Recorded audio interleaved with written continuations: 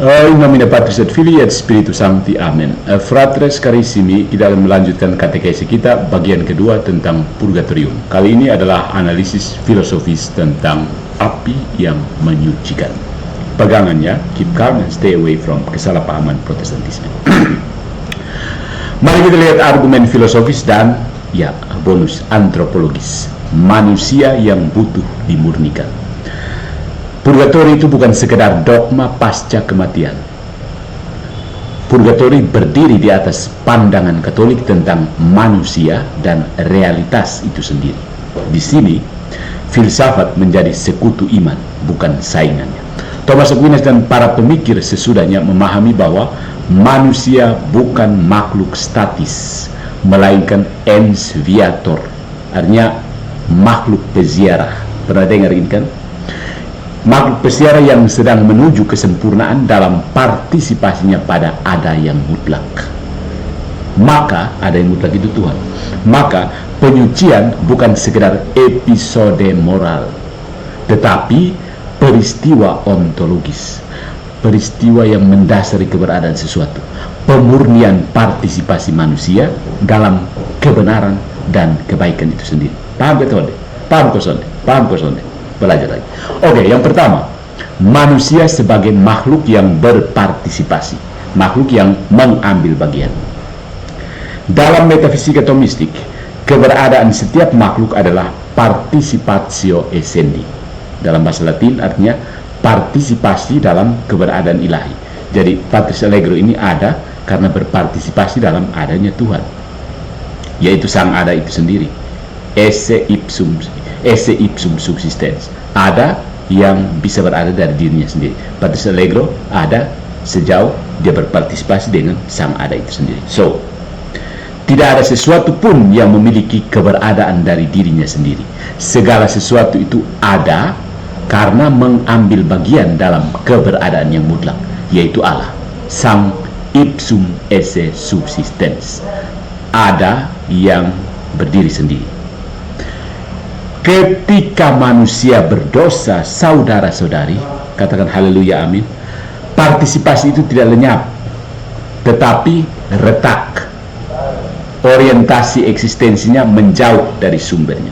Saat kita berdosa, partisipasinya bukan tereliminasi, tapi menjauh, retak, kayak apa ya, tersibak, jadi menjauh.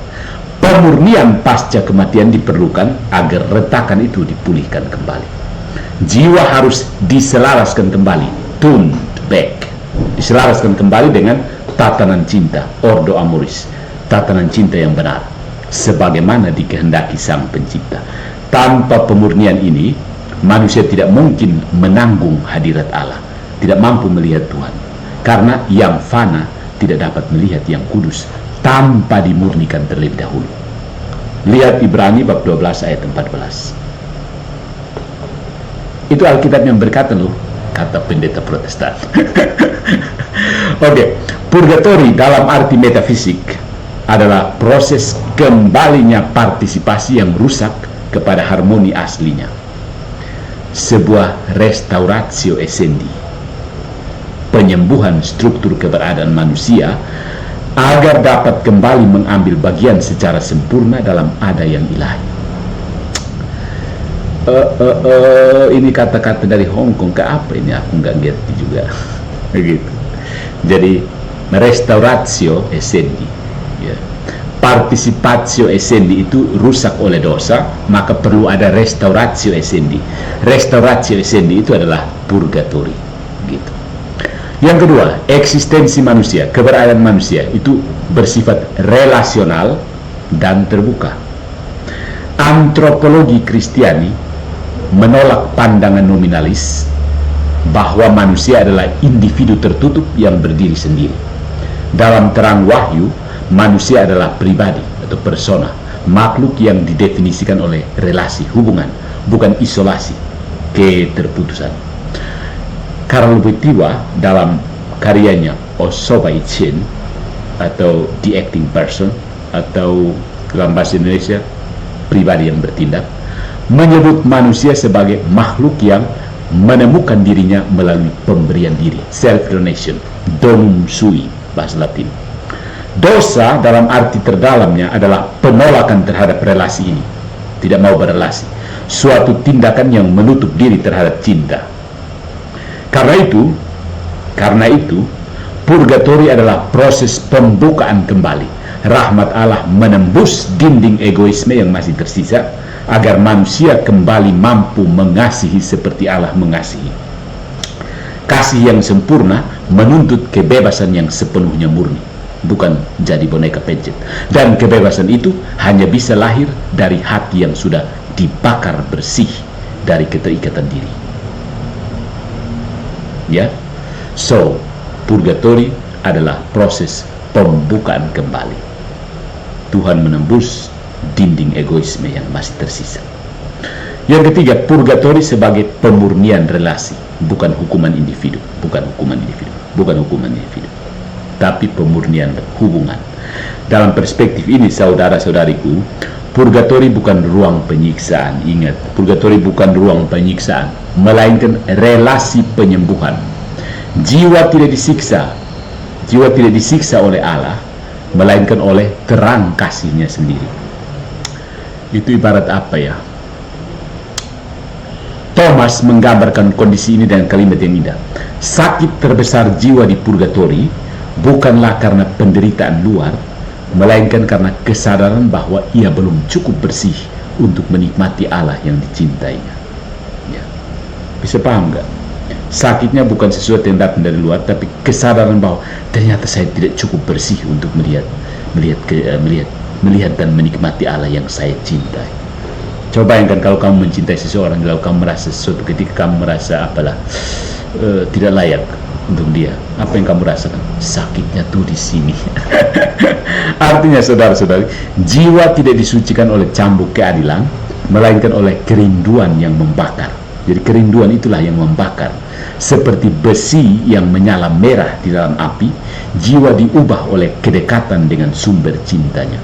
Semakin dekat pada Allah, semakin sakitlah noda yang tersisa, karena cinta menolak bercampur dengan ketidaksucian. Keren kan?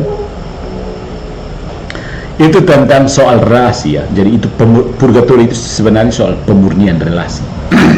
Sudah begitu dekat dengan Tuhan, tapi masih ada noda kecil yang membuat kamu terbakar sakitnya. Begitu. Kamu begitu mencintai Tuhan, tapi ini noda bikin kamu sakit. Jadi murnikan, harus dimurnikan. Bayangkan seperti adonan pisang goreng mentah, pisang dan terigu yang siap dimasukkan ke dalam tacu penggorengan. Airnya itu harus meledak keluar kan, keluar kan, memercik keluar kan, karena tidak cocok dengan minyak. Ya. Jadi itu purgatori seperti itu. Noda-noda itu seperti air itu, dia harus kering, memercik keluar. Ya. Nah, jadi saudara, yang berikutnya soal dimensi waktu dan keabadian. Filsafat modern itu ya orang-orang seperti Descartes dan kroni-kroninya. Filsafat modern ini sering tersandung pada pertanyaan, bagaimana proses bisa terjadi setelah kematian? Padahal waktu sudah berhenti, bukan? Nah, jawaban Katolik tidak bersifat kronologis, tetapi ontologis. Purgatori bukan waktu tambahan, melainkan intensitas eksistensial. Dalam istilah Benediktus ke-16, itu adalah saat batin di mana tatapan Kristus menembus hingga ke inti jiwa, membakar dan menyembuhkannya dalam sekejap kekekalan. Jadi purgatori bukan ruang di antara surga dan neraka, melainkan keadaan jiwa di hadapan kebenaran yang telanjang. Waktu tidak lagi dihitung oleh jam, melainkan oleh kedalaman penyucian. Seberapa jauh cinta ilahi sudah menembus egoisme manusia. Begitu. Itu soal waktu dan keabadian. Analisis berikutnya, purgatori sebagai bukti martabat manusia. Ini penting. Sekali lagi, purgatori sebagai bukti martabat manusia. Hanya makhluk yang memiliki martabat moral yang dapat disucikan. Hewan tidak perlu purgatori karena tidak memiliki kesadaran moral. Siapa lagi yang tidak perlu purgatori? Kayaknya sama dengan hewan ya. Malaikat tidak memerlukannya karena keputusannya bersifat final. Tetapi manusia, makhluk yang bebas dan terbatas, dapat berdosa tanpa kehilangan arah sepenuhnya. Dia bisa jatuh dan bangkit. Disinilah purgatori menemukan makna terdalamnya. Allah memperlakukan manusia bukan sebagai mesin yang salah program, tetapi sebagai pribadi yang masih bisa dipulihkan. Purgatori adalah bentuk penghormatan Allah terhadap kebebasan manusia.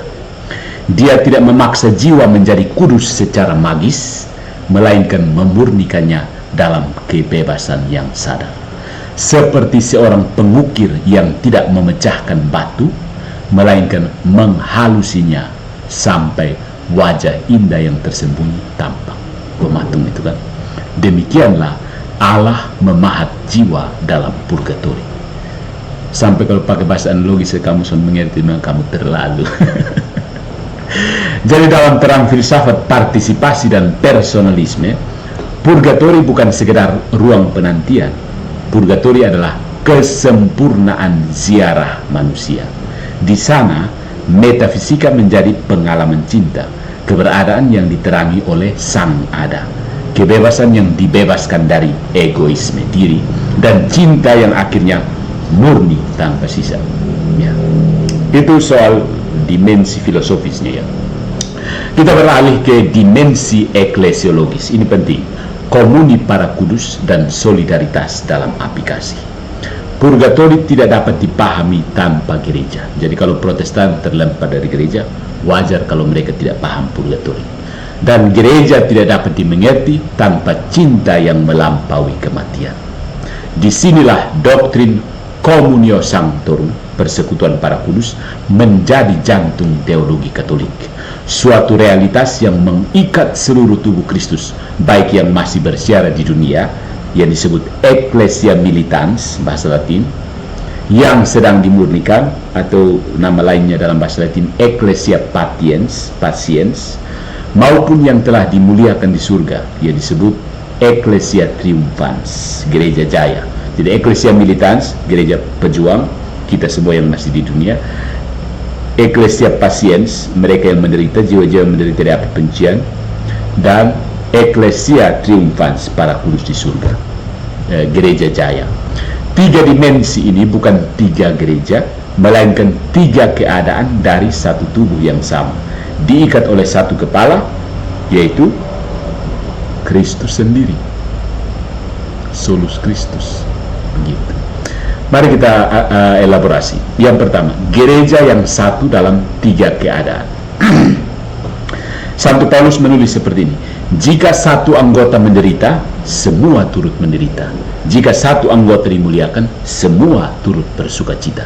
1 Korintus bab 12 ayat 26. Gereja bukan sekedar persekutuan orang percaya yang hidup di bumi, melainkan komuni ontologis seluruh umat tebusan dalam Kristus.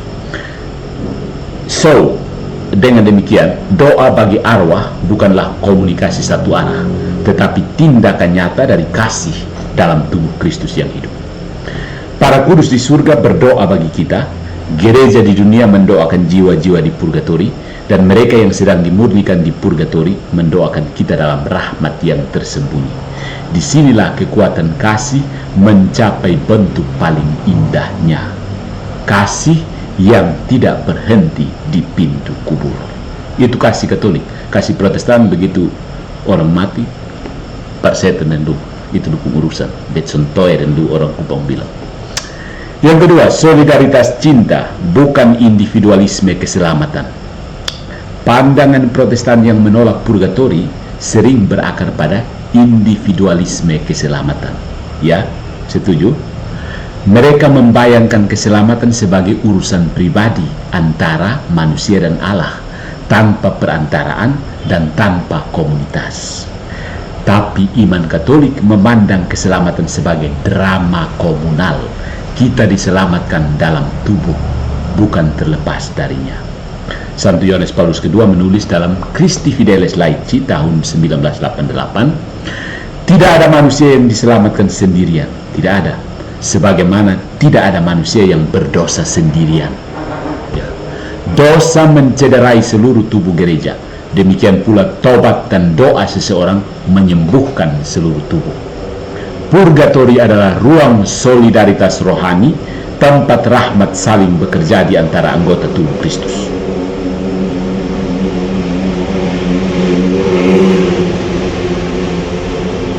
Ketika gereja berdoa bagi arwah, dia sedang menghidupi cinta yang bertanggung jawab terhadap sesama, bahkan setelah kematian.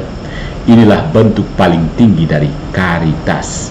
Kasih yang tetap bertindak meski tidak dibalas.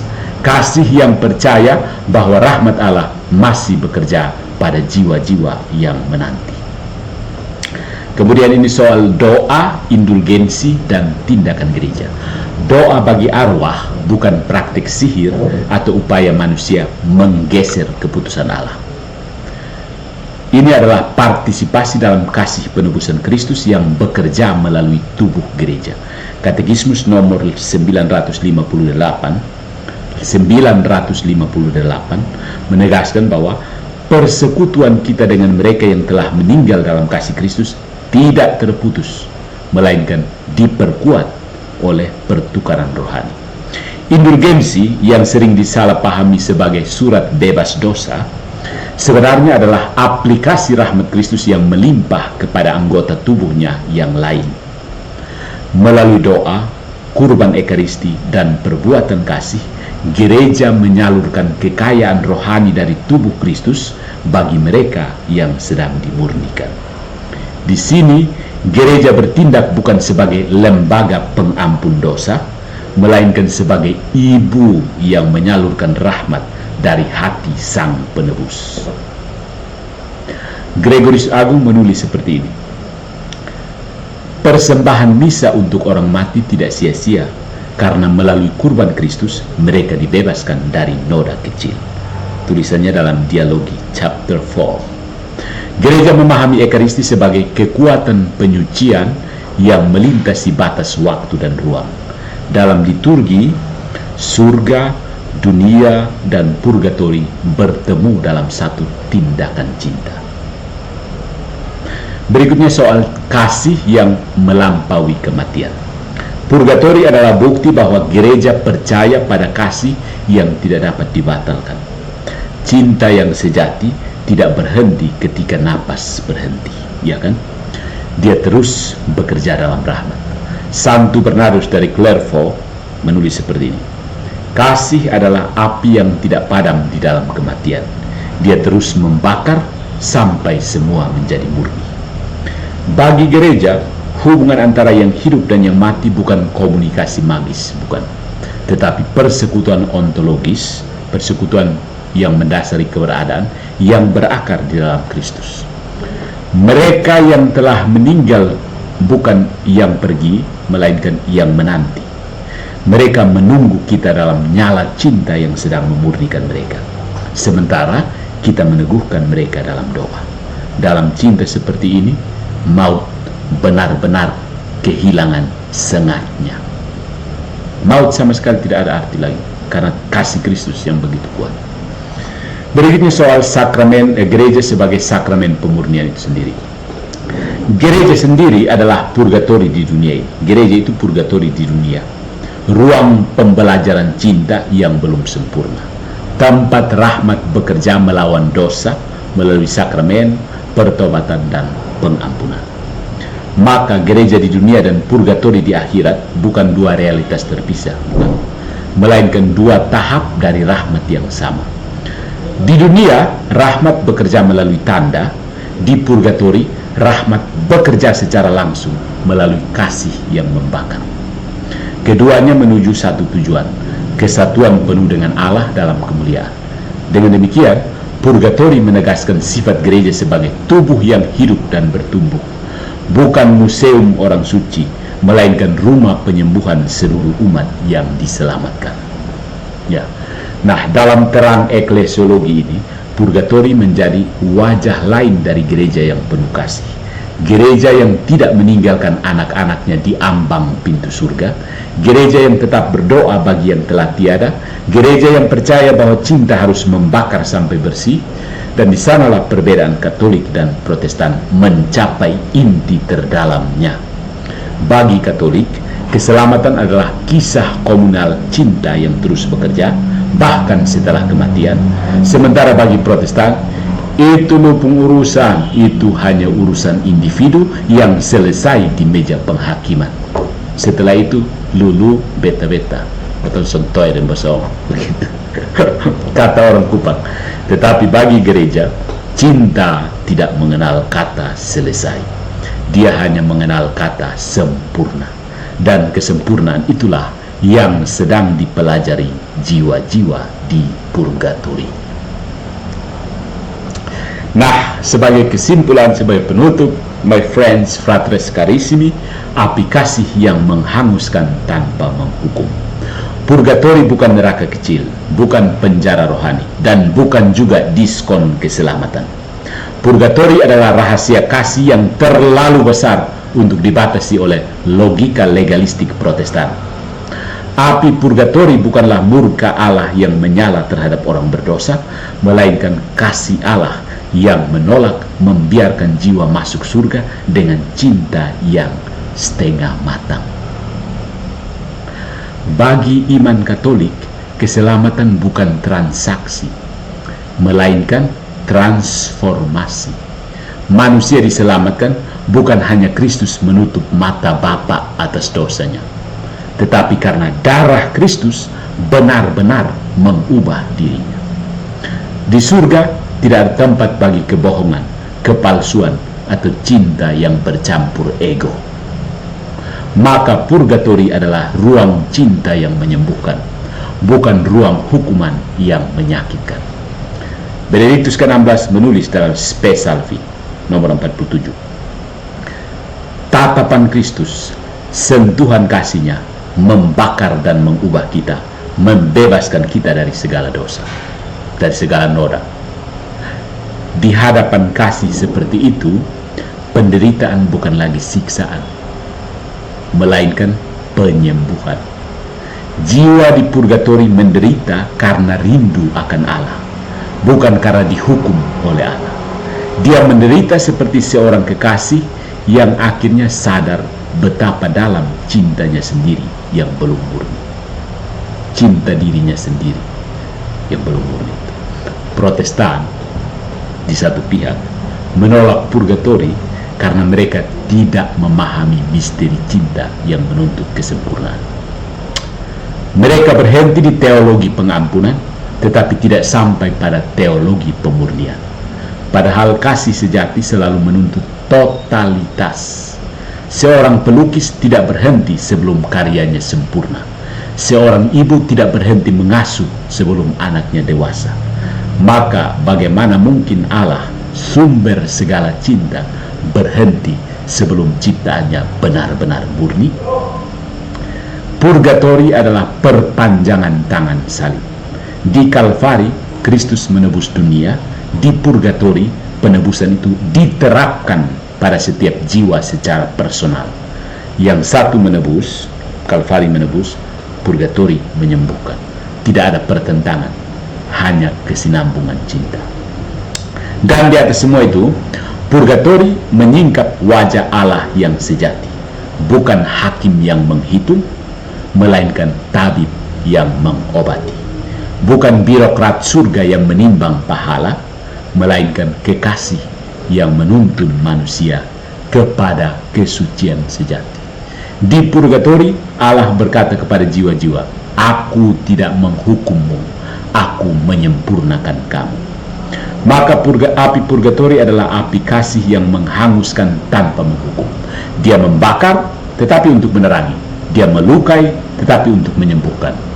Di sanalah misteri gereja mencapai puncaknya, tubuh Kristus yang saling memurnikan dalam cinta. Pada akhirnya, saudara-saudari, fratres carissimi, purgatori bukan doktrin tentang penderitaan, melainkan tentang pengharapan. Purgatori adalah pengakuan bahwa kasih Allah selalu memberi kesempatan kedua, bukan untuk menunda surga, tetapi untuk menyiapkan jiwa agar mampu menanggung surga. Karena surga bukan sekedar tempat bahagia, surga adalah kemampuan untuk mencintai dengan sempurna. Dan purgatori adalah jalan menuju cinta itu. Dengan demikian, fratres carissimi, seluruh argumen Katolik tentang purgatori berpuncak pada satu tesis. Kasih Allah adalah kekudusan yang aktif. Kasih Allah bukan sekedar mengampuni, tetapi memurnikan. Bukan hanya menerima, tetapi menyelesaikan. Protestan mungkin menolak api purgatori, tetapi mereka lupa bahwa tanpa api itu, surga akan kehilangan cahayanya. Sebab hanya yang murni dapat melihat Allah. Matius bab 5 ayat 8. Purgatori pada akhirnya bukan tempat ketakutan, melainkan tempat harapan. Janji bahwa cinta Allah tidak berhenti bahkan sesudah kematian. Karena dalam api itu yang hangus bukan manusia, melainkan segala yang bukan cinta pasti akan hangus terbakar. Ya, apalagi kalau yang tukang-tukang protes terbakar di situ. So, keep calm and nyalakan api cinta di dalam hati.